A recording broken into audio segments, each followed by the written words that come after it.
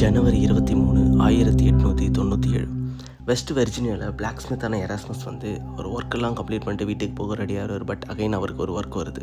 So work முடிய late ஆகும் அப்படின்றதுனால அவர் அவங்க இருக்க ஹெல்ப்பர்கிட்ட சொல்லி வீட்டில் போய் சொல்லிவிட்டு ஒய்ஃப் கிட்ட ஜோனா கிட்ட சொல்லிவிட்டுன்னு சொல்கிறாரு. சொன்னாலும் அவரோட தாட்ஸ் எல்லாமே ஜோனா கிட்ட தான் இருக்குது. எதனாலனா அவங்க ப்ரெக்னெண்ட்டாக இருக்காங்க. அவங்களுக்கு மேரேஜுமே இப்போ தான் ஆச்சு ரீசெண்டாக. அதனால் அவர் ரொம்பவே தாட் எல்லாமே ஜோனா கிட்ட மட்டும்தான் இருக்குது. ஸோ இந்த ஹெல்ப்பரும் வீட்டுக்கு போகிறாரு. வீட்டுக்கு போய் கதவை தட்டுறாரு. பட் கதவை திறக்கல. ரொம்ப நேரமாகியும் கதவை திறக்கல அப்படின்றதுனால இவர் கதவை திறக்க ட்ரை பண்ணுறாரு. உள்ளே கதவை திறக்க ட்ரை பண்ண உடனே கதவு திறக்குது. ஸோ வீட்டுக்குள்ளே போகிறாரு. வீட்டுக்குள்ளே போனால் ஃபுல்லாகவே இருட்டாக இருக்குது. ஒரு லைட் கூட எரியல. உள்ளே போயிட்டு என்ன அப்படி இந்த இருட்டில் என்ன பண்ணுறாங்கன்னு சொல்லிட்டு அவங்க பேரை சொல்லி கூப்பிட்டுட்டே இருக்காரு. பட் அவங்கக்கிட்ட இருந்து எந்த ரெஸ்பான்ஸும் கிடையாது. அப்போது அந்த சமயத்தில் அங்கே ஸ்டெப்ஸ் கிட்ட அவங்க எந்த ஒரு அசைவுமே இல்லாமல் படுத்து கிடக்கிறத பார்க்குறாரு. ரொம்பவே பயக்கலந்த உணர்ச்சியோடு அவங்க கிட்ட போகிறாரு. கிட்ட போய் கூப்பிட்டுமே அவங்ககிட்ட ரெஸ்பான்ஸ் இல்லாதனால அங்கேருந்து பார்த்து ரொம்பவே பயந்து அவர் அங்கேருந்து ஓடி போய் அவங்க அம்மா கிட்ட சொல்கிறார்.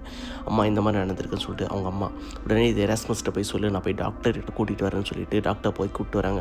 வந்த டாக்டர் யார் அப்படின்னா இவங்க ப்ரெக்னன்சியை செக் பண்ணுற சேம் டாக்டர் தான் அங்கே வந்திருக்காங்க.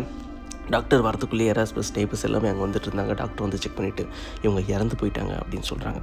ஸோ அதுக்கப்புறம் இவங்களோட ஃபியூனரல் ஸ்டார்ட் ஆகுது. ஃபியூனரலில் இவங்க ஒய்ஃபோட அம்மா அதை மேரி ஜேனும் வந்து கலந்துக்கிறாங்க. பட் அவங்க வந்து பார்க்க ரொம்பவே டிஃப்ரெண்ட்டாக இருந்தாங்க. ரொம்பவே வெறுப்போடு பார்த்துட்டு இருந்தாங்க அப்படின்ற மாதிரி சொல்கிறாங்க. இந்த ஃபியூனரல் கம்ப்ளீட் ஆன அடுத்த நிமிஷம் அவங்க அம்மா அங்கேருந்து கிளம்பிட்டு இருக்காங்க. வீட்டுக்கு போனவங்க யார்கிட்டையுமே பேசுகிறது கிடையாது. ஈவன் அவங்க ஹஸ்பண்ட் கிட்ட கூட பேசுறது கிடையாது. ஏதோ ஒன்று முணுமுணுத்துட்டு மட்டுமே இருக்காங்க. அது மட்டும் இல்லாமல் நைட் அண்ட் டே ஃபுல்லாக வீட்டில் கேண்டில் எரிஞ்சிட்டே இருக்குது அப்படின்ற மாதிரி சொல்கிறாங்க. அவங்க ஹஸ்பண்ட் கூட வீட்டில் ஸ்டே பண்ணாமல் வெளியில் ஸ்டே பண்ணுற மாதிரி சொல்கிறாங்க. அவங்க எங்கன்னா வெளியில் போனாங்க அப்படின்னா யாருனா பின்னாடி வராங்களான்னு சொல்லிட்டு பார்த்துட்டே போகிறாங்க. வெளியில் போகும்போது எல்லாமே முணுமுணுத்துட்டே போகிறாங்கன்னு சொல்லிட்டு நிறைய பேர் சொல்கிறாங்க. ஆஃப்டர் ஒரு மாதம் கழிச்சு அவங்க வந்து ஒரு ப்ராஸ்டியூட்டை மீட் பண்ணி சில விஷயத்த சொல்கிறாங்க. அதை கேட்ட உடனே அந்த ப்ராஸ்டியூட் ரொம்பவே அதிர்ச்சி அடைஞ்சு அந்த ஜோனாவுடைய கல்லறையை தோண்டி எடுக்கணும்னு சொல்லிட்டு அந்த டாக்டர்கிட்ட போய் சொல்கிறாரு. டாக்டரும் சேர்ந்து போய் தோண்டி எடுக்கிறாங்க. அப்படி அவங்க அம்மா என்ன சொன்னாங்க அப்படின்னா அவங்க வந்து ஒரு மாதமாக வந்து அவங்க பெண்கிட்ட பேசணும்னு ட்ரை பண்ணிகிட்டு இருக்காங்க. அதனால தான் வந்து கேண்டில்லாம் எடுத்து வச்சு வீட்டில் ஃபுல்லாகவே ப்ரே பண்ணிகிட்டு இருந்தாங்க. ஃபைனலி அந்த பெண்ணோட ஆவியுமே வந்து அவங்க அம்மா கிட்டே பேசியிருக்கு.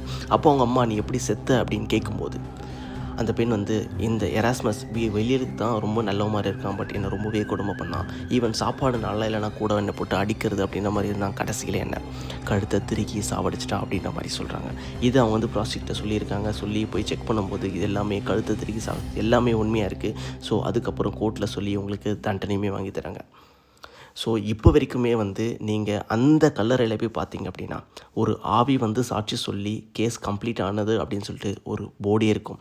அந்த எராஸ்மஸ்க்கு ஆயுள் தண்டனை வாங்கி கொடுத்த 3 வருஷத்தில் இறந்தும் போகிறாரு. ஏதோ ஒரு டிஃப்ரெண்ட்டான டிசீஸ் வந்து